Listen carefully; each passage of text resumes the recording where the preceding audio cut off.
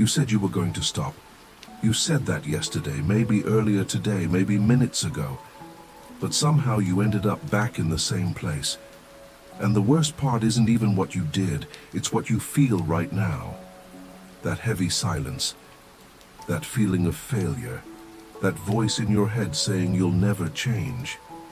And then comes the question you've asked so many times you've lost the strength to even say it out loud. Why do I keep sinning, even when I want to stop? If you're here right now, there's a good chance it's the middle of the night. And that's not a coincidence, because that's when everything gets more intense. Your mind won't stop. Your body is exhausted, but inside everything is racing.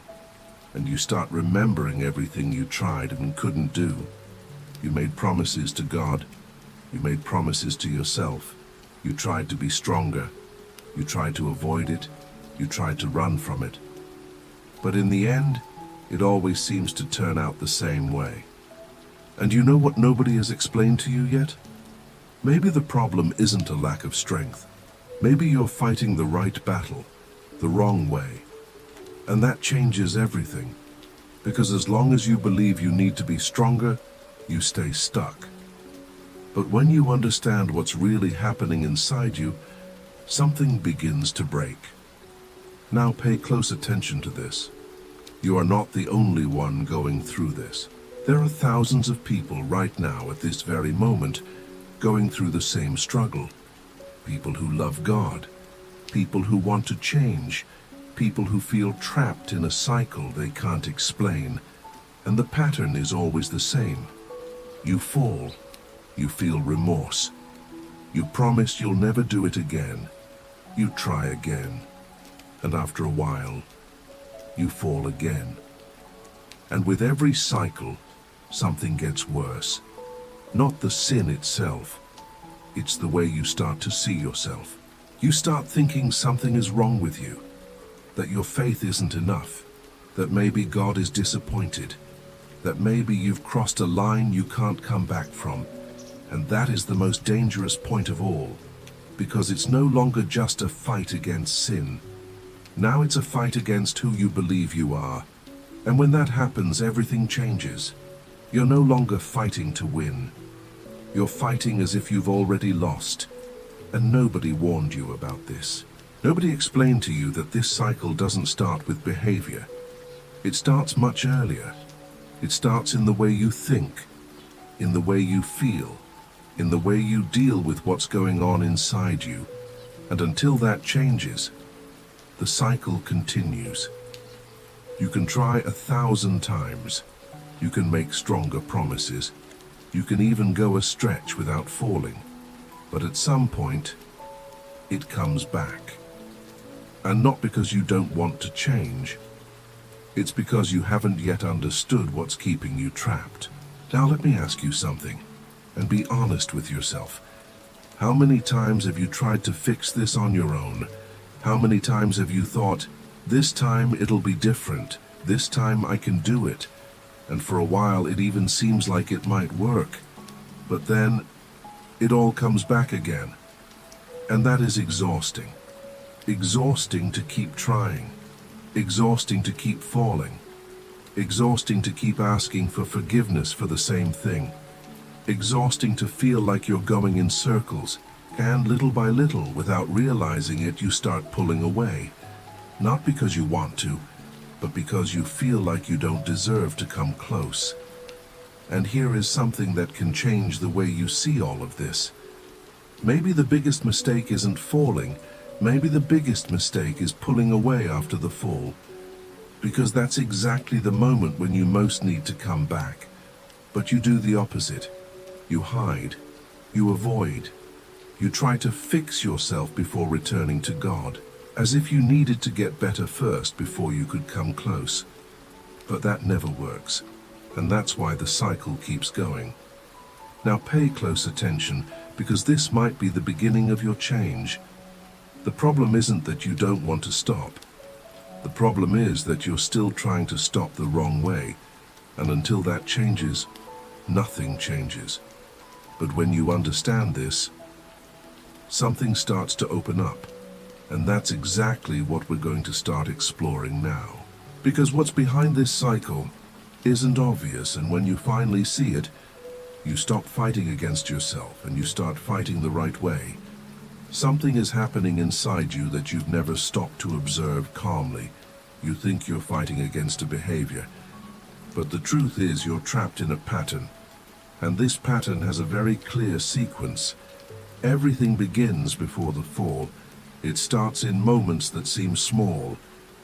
A thought you don't notice, an emotion you ignore, an emptiness you try to fill without understanding.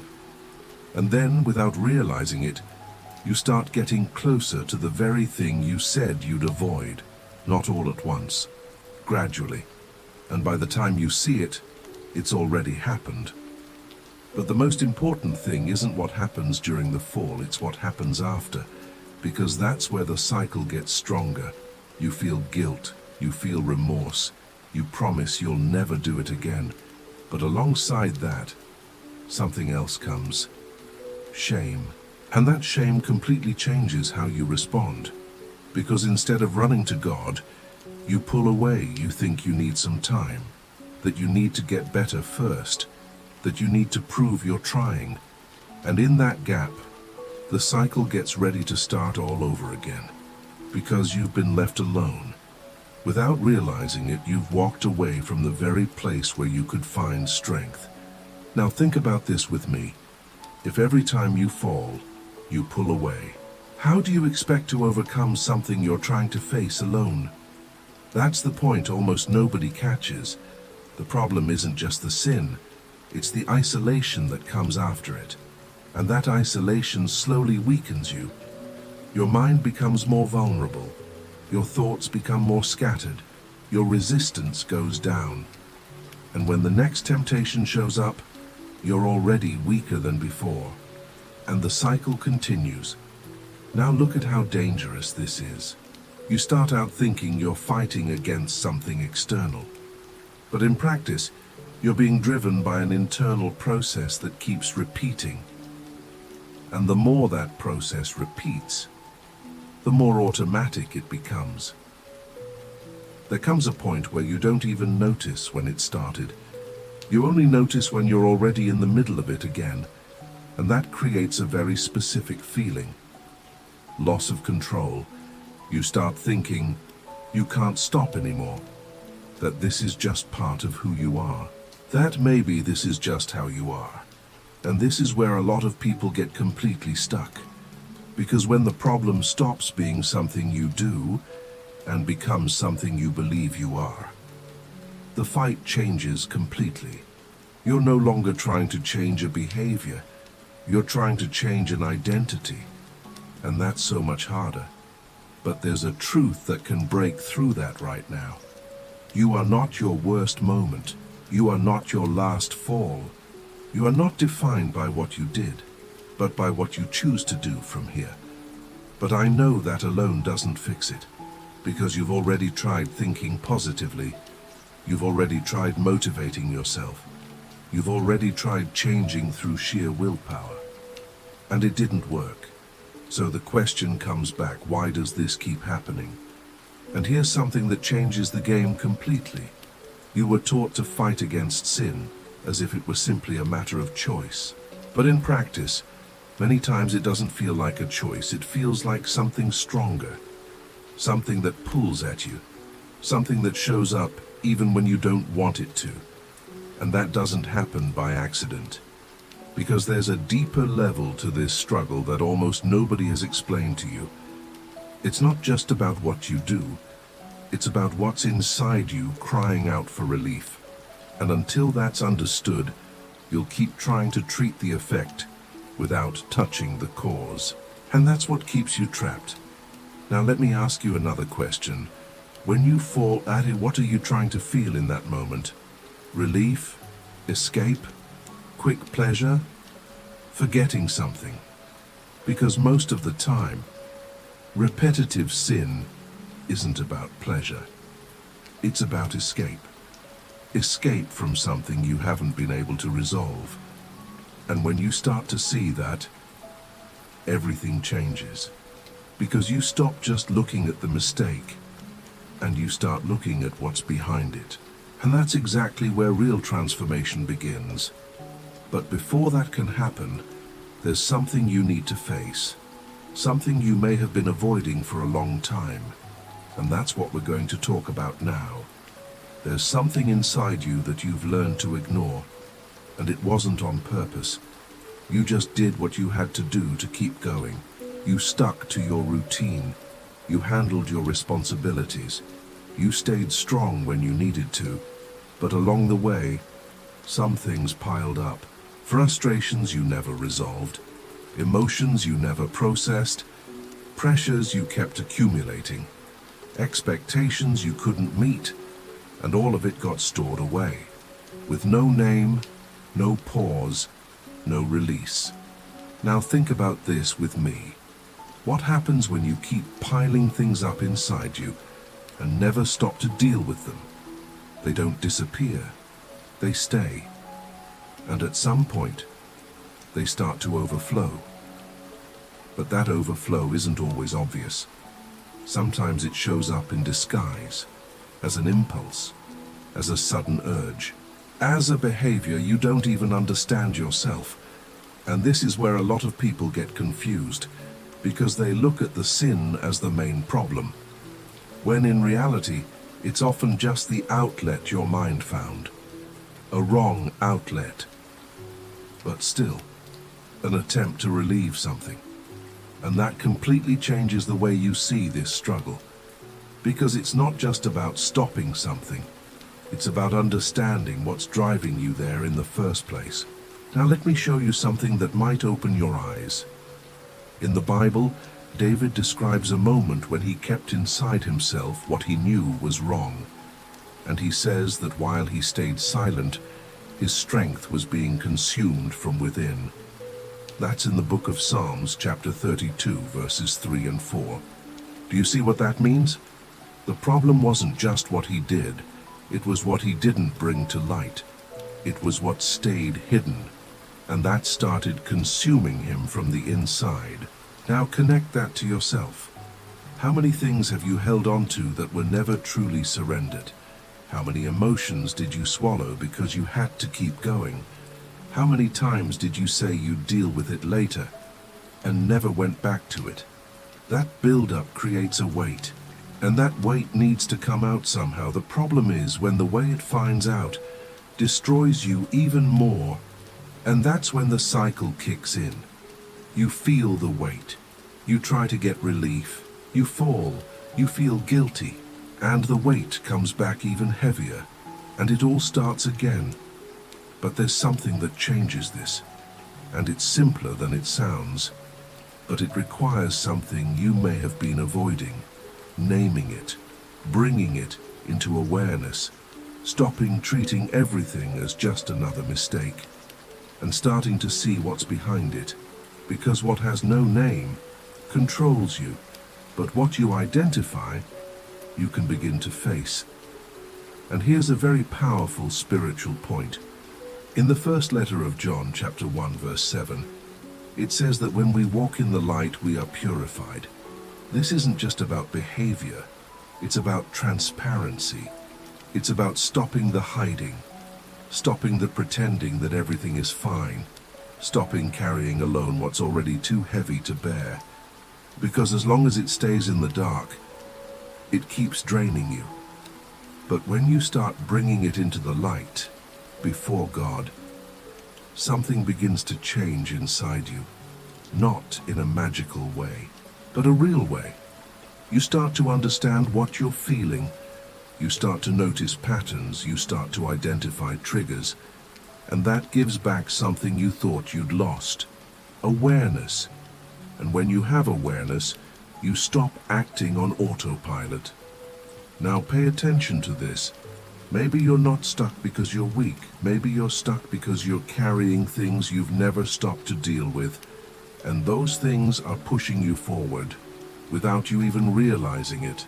But there's something even deeper. Because even when you start to see all this, there's still a voice inside you that complicates everything. A voice that accuses you. a voice that pressures you, a voice that says you should already be better by now. There's a voice inside your mind that you've gotten used to hearing. It doesn't shout, it doesn't call attention to itself, but it's always there, and most of the time, you don't even realize you're believing it. That voice says things like, you should have changed by now, you should be stronger by now, you should have overcome this by now. And every time you fall, it comes back louder, like a demand, like an accusation, like there was a deadline you missed. Now think about this with me. Who set that deadline? Who said you had to be at a different level by now? Who taught you that your process had to follow a specific timeline? Because that pressure doesn't come from God. God doesn't work with timelines based on comparison. He works with real transformation. And real transformation, it takes time. But that voice makes you believe the opposite. It makes you look at yourself and think you're behind, that you're failing, that something is wrong with you. And that creates something very heavy. Frustration. You're not just exhausted from the struggle. You're exhausted with yourself. Tired of trying without seeing immediate results. Tired of falling into the same things. Tired of feeling like you're not making progress. And that starts wearing you down more than the sin itself. Because now, you're not just fighting against a behavior. You're fighting against an internal expectation that never lets up. And that puts you in a constant state of pressure. You never feel like you're enough. You never feel like you're doing enough. You never feel like you're in the right place. And you know what that causes? More falling. Because a pressured mind seeks relief. And when you can't find rest, you look for escape. And the cycle feeds on that. Now let me show you something that shifts this perspective. In the letter to the Galatians, chapter 6, verse 9, there's a very clear direction. Don't grow weary of doing good, because at the right time you will reap. Do you see that? There is a right time, not your emotional timeline, not the timeline of your anxiety, not the timeline of your self-criticism. It's God's timeline, and God's timeline isn't sped up by your pressure. But it also isn't stopped by your falls. That changes everything, because it means the fact that you're still in the struggle is already part of the process. But that voice inside you tries to twist that. It makes you think that because you fell, you went back to zero. But that's not true. A process is not a straight line. It's a construction. And even in the falls, there is learning happening. You just don't see it, because you're too busy being hard on yourself. Now, pay attention to this. You don't need to be ready, you need to keep going.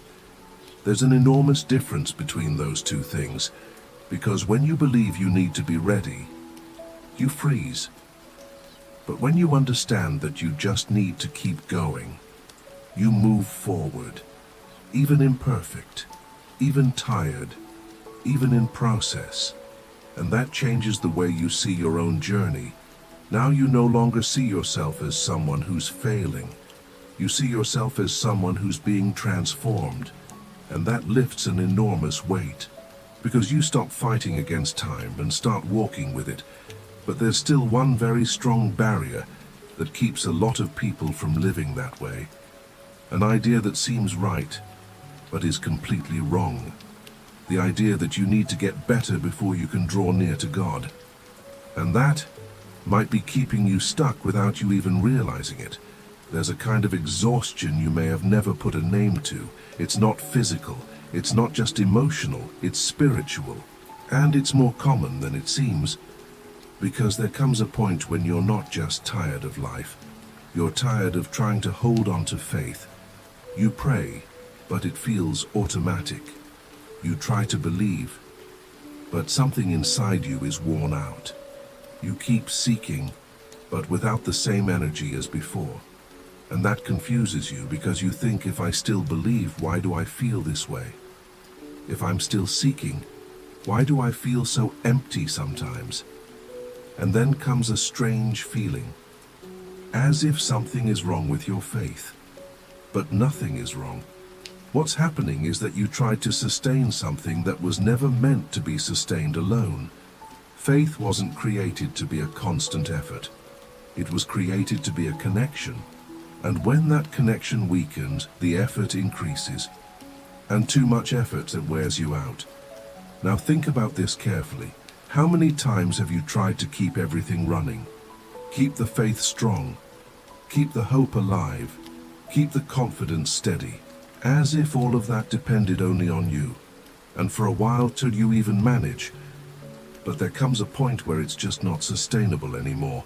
And it's at exactly that point that many people start to feel empty. Not because God pulled away, but because the person disconnected, while trying to hold everything together alone.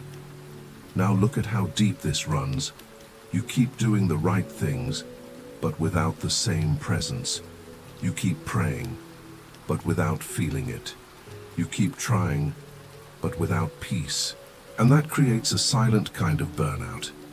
You keep going, but without energy. You keep going, but without real rest. And slowly, faith starts to feel heavy, like an obligation, like something you need to sustain, rather than something that sustains you. But there's a truth that completely changes this. In the letter to the Romans, chapter 8, verse 26, it says that the Spirit helps us in our weakness, because many times we don't even know how to pray as we should. But the Spirit Himself intercedes for us. Do you see the depth of that? Even when you can't, God is already at work. Even when you have no words, God doesn't pull away. He enters that space. He sustains you from the inside. That changes the way you see your moment. Because now, you don't have to pretend you're okay. You don't have to force a faith you're struggling to hold on to. You just need to be real. Come as you are, even tired, even confused, even feeling nothing in that moment. Because it's not about what you can generate, it's about what God releases when you position yourself. And that positioning doesn't require perfection, it requires honesty. Now look at this. In the prophecy of Isaiah, chapter 40, verse 29, it says that God gives strength to the weary and increases the power of those who have none. Not for those who still have a little energy, for those who have none at all. That means your current state doesn't push God away. It activates what God can do. But there's a silent condition. You need to stop trying to recover on your own. You need to stop insisting on a model that's already worn you out and start living differently, receiving, connecting, depending. And when that happens, the strength begins to return, not in an explosive way, but steadily, really, sustainably. And that changes everything, because now you're no longer fighting to keep yourself afloat. You're being sustained. There's a part of what God does and that you can't keep up with, and that is more unsettling than it seems, because you want to see it, you want to understand it, you want to feel that something is changing, but not everything God does is visible at the moment it's happening. And that's where a lot of people lose their footing, because they associate silence with absence. You look around, and nothing seems to have changed. You look inside, and you still feel the struggle, and you start to think God isn't doing anything. But that's not true. There's a kind of work that happens in the invisible, and it is essential. In the book of Psalms, chapter 121, verses 3 and 4, it says that God never sleeps. He is attentive at all times. That means even when you stop one, He keeps going. Even when you don't notice.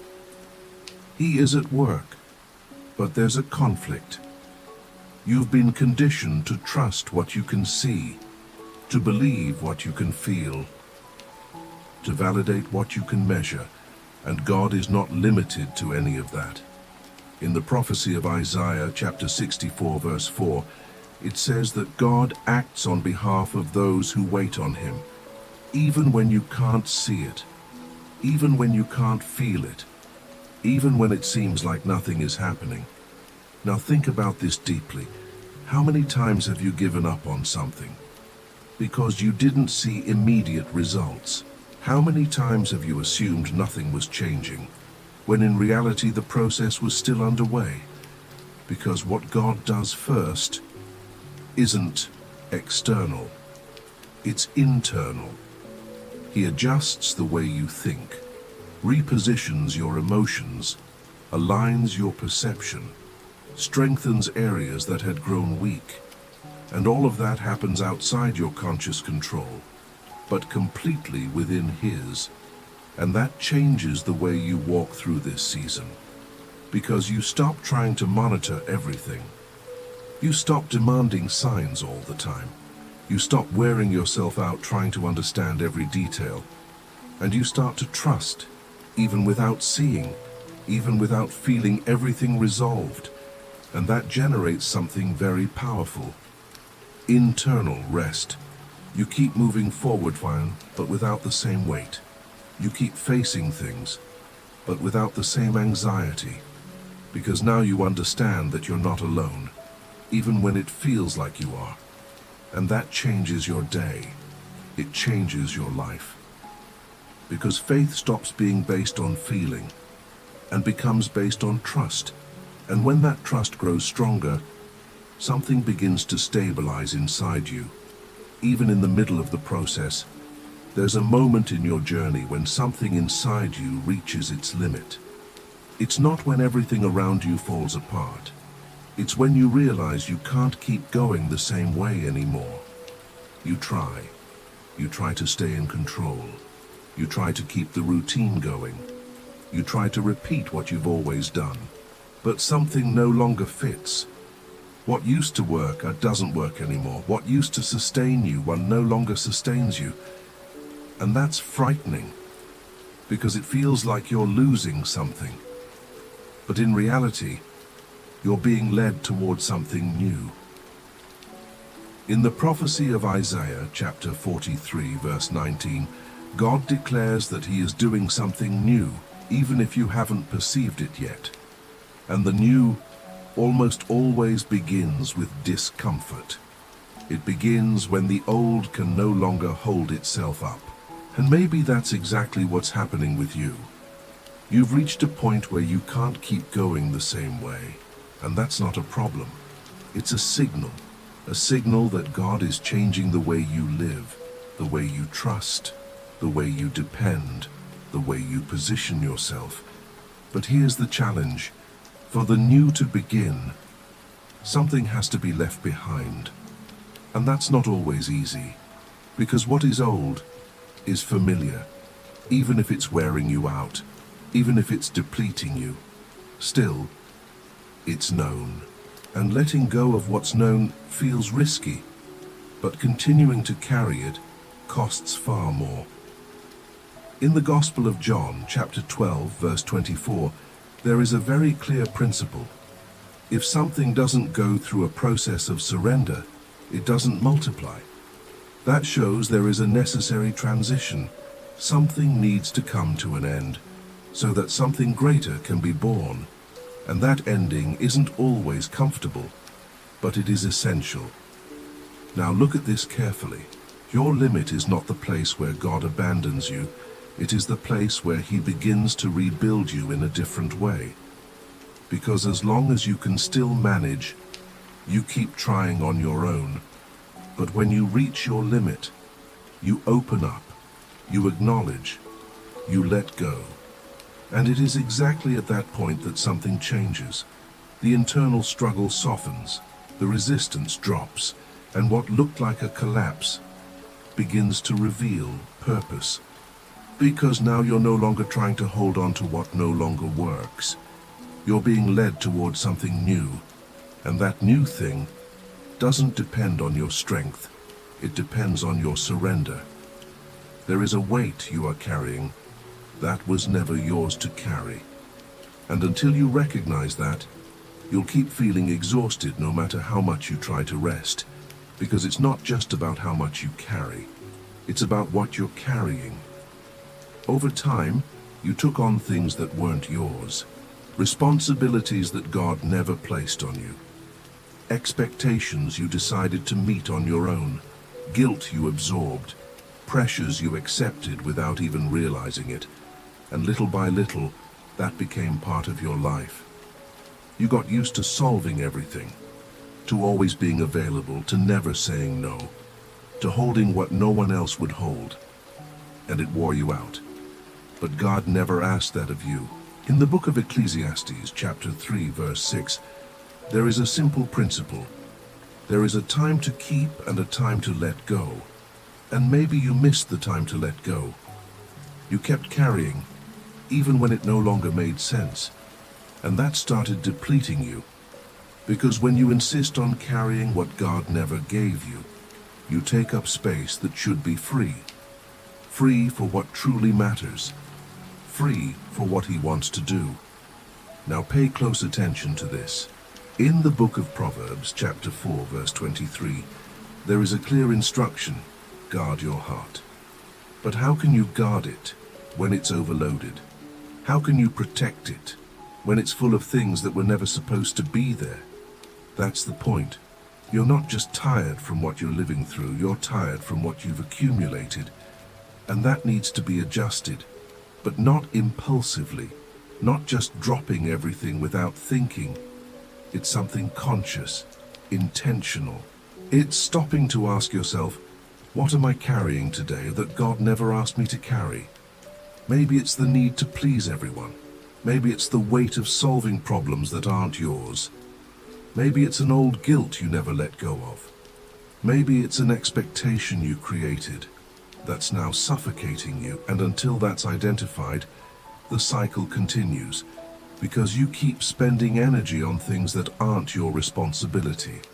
But when you start letting go, something changes right away. The weight eases, your mind clears, your heart breathes, because you return to the right place and you let God occupy His place. And that adjustment completely changes the way you live. You no longer need to prove you can handle everything. You no longer need to sustain an image. You no longer need to carry more than you can bear.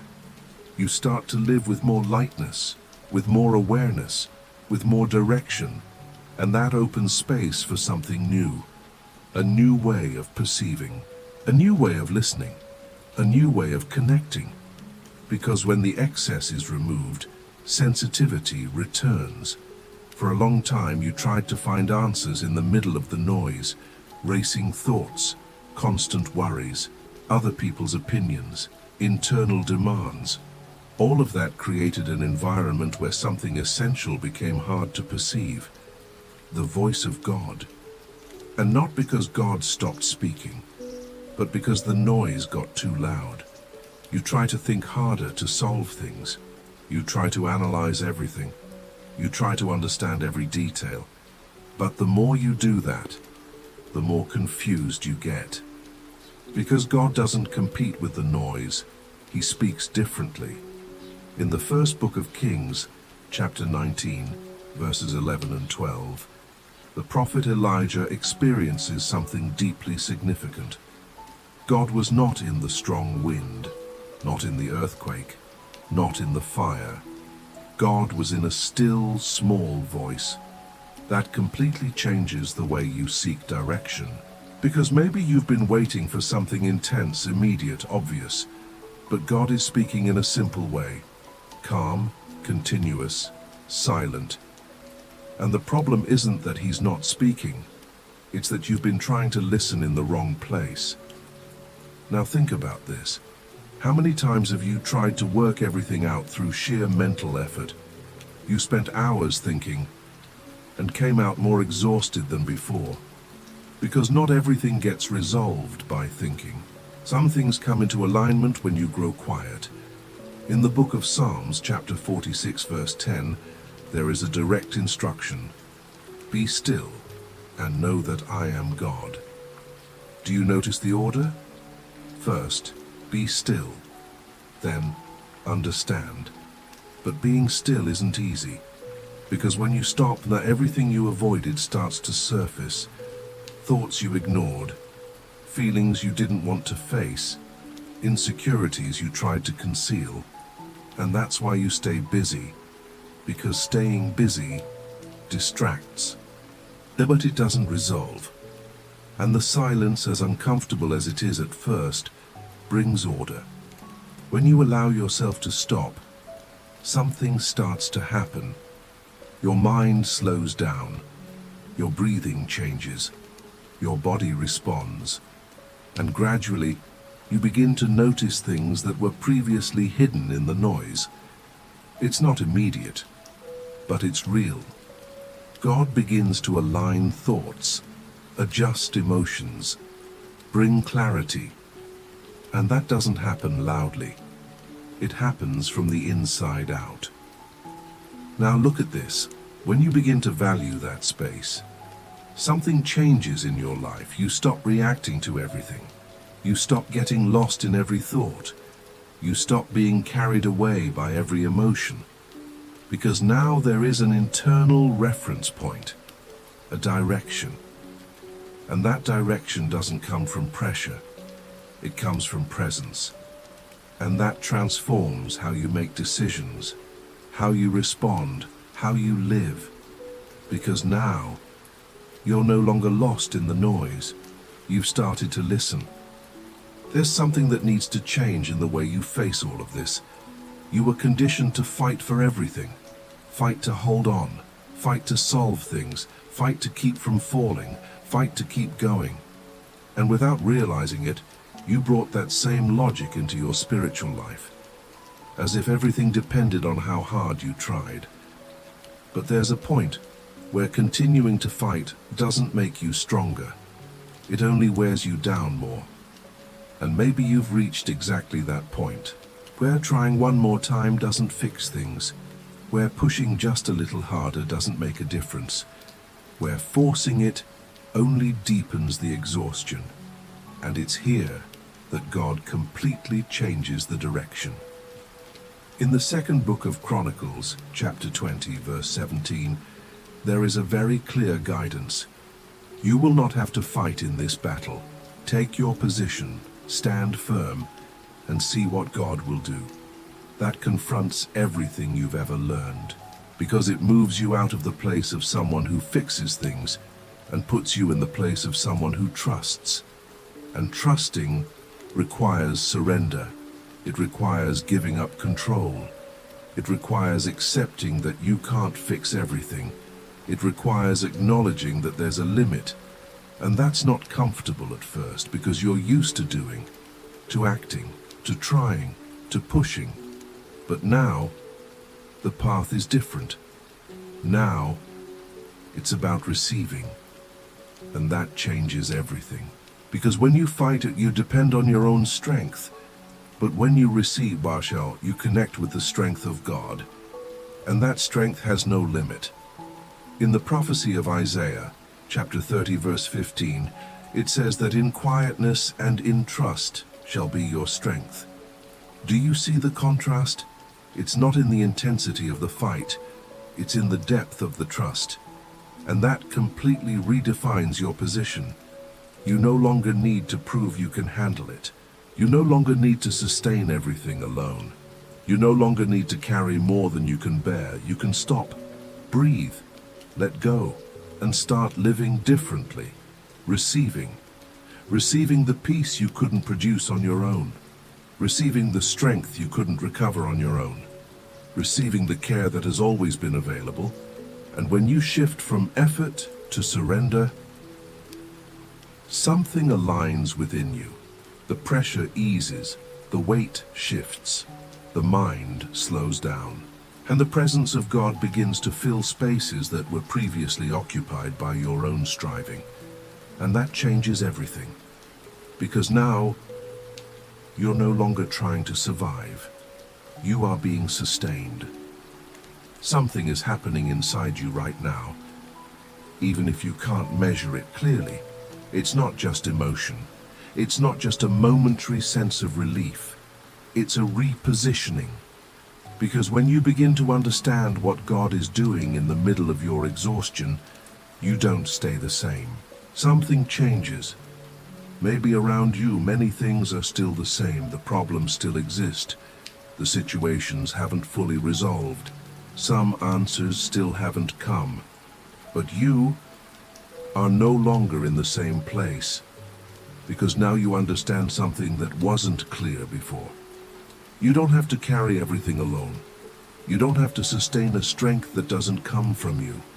You don't have to fight every battle. You don't have to live under pressure all the time. God is with you. And more than that, He is at work, even when you can't see it. In the book of Psalms, chapter 30, verse 5, there is a promise that shifts your perspective. Weeping may stay for the night, but joy comes in the morning. This isn't just about time. It's about transformation. The night that felt so heavy becomes the space where God began to move. The exhaustion that felt like the end becomes the starting point. And when morning comes, something has changed. Maybe not in everything around you, but within you. Because now there is a different foundation, a foundation of trust, a foundation of dependence, a foundation of peace. And that sustains you in a way you hadn't yet experienced. In the book of Lamentations, chapter 3, verse 25, it says that God is good to those who wait for Him. And waiting is no longer about doubt. It's about trust. It's knowing that even when you can't see it, He is still working. And that changes how you step into the next day. You don't wake up with the same weight. You don't start with the same pressure. You don't carry the same tension, because something was adjusted, something was surrendered, something was realigned. And even though the process continues, now there is peace on the journey, and that makes all the difference. Because you may have started this day exhausted, but you won't end it the same way. And when you wake up, you'll notice the strength has returned, not because you forced it, but because God renewed it. Sleep well. Tomorrow will be a special day.